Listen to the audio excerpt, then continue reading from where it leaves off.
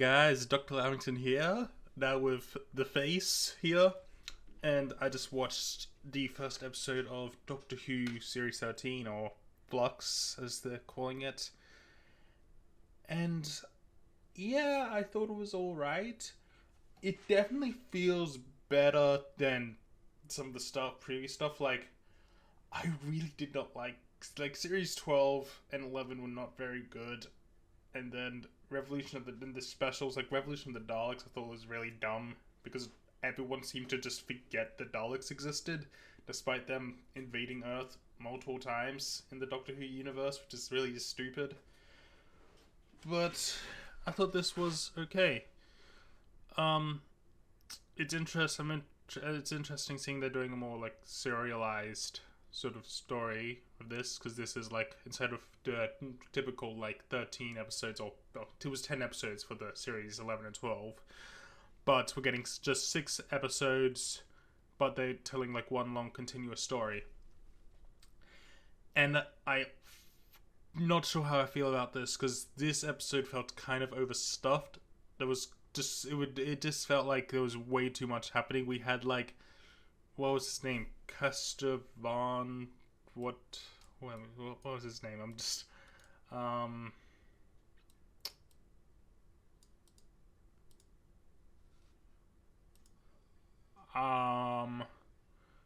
was his, I forgot his name. Dog man. Carvanista. That's it. I was just looking at the credits because I still got it up from watching it. Carvanista, yeah, setting up the Carvanista guy. We had to introduce Dan. We had to bring in the weird face people with the weird like crystal faces. I'm assuming they're like the main villains of this. I'm assuming they're like the ones that like caused the flux. We had that random outpost guy. It seems they're gonna be having more of. We had to bring in the Weeping Angels for some reason. That was weird. It'll be weird to see that, because this will be like the first time. Because I'm assuming we're going to be getting I'm pretty sure we're getting an episode solely dedicated to the Weeping Angels later on. So that'll be interesting, because that'll be the first time we've had a Weeping Angels story not written by Stephen Moffat. Like, there obviously have been brief appearances in episodes not written by him, like their little brief appearance in the God Complex. But then we also had to set up the Sontarans, which look terrible. To be honest, they look really bad. I don't know why they didn't just stick with the design they had for the Russell T Davies and Moffat era. It just does not look very nice at all. I really don't like the look of them. They look really bad, and the next episode's going to be about them, so that'll be fun, just seeing a bunch of ugly Sontarans, ugly potato heads. Oh, what else did they? And then, yeah, also, this is so confusing to me. So, the Carvanista, I forget the name of his species, but like, they're trying to save Earth, and they have 7 billion ships to save the 7 billion people on Earth. And then they're able to set up 7 billion ships to cover the entire planet. And we see like how close proximity to Earth. And yes, the ships do appear to be pretty big, but that brings up 2 questions for me.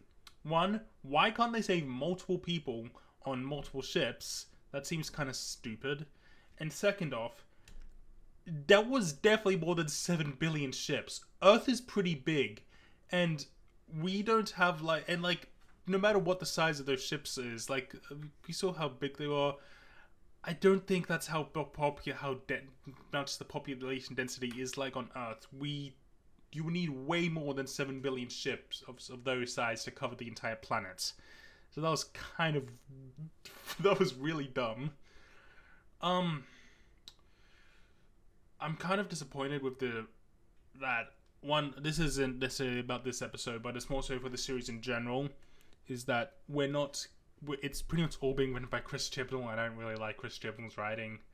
It's definitely not as bad as some of the stuff from the series 11 and 12, and even like some of his work in previous seasons of Doctor Who, like in the Rusty Davies and Moffat era. But it just sucks that he's the only... We're not getting any other writers, except for episode 4, which Maxine Alderton, I think her name is co-writing the episode, who she wrote Haunting of Villa Viadati in Series 12, which is like one of the good episodes. So episode 4 is probably going to be the best one in the series. But yeah, I thought overall I'm thinking this is a okay start.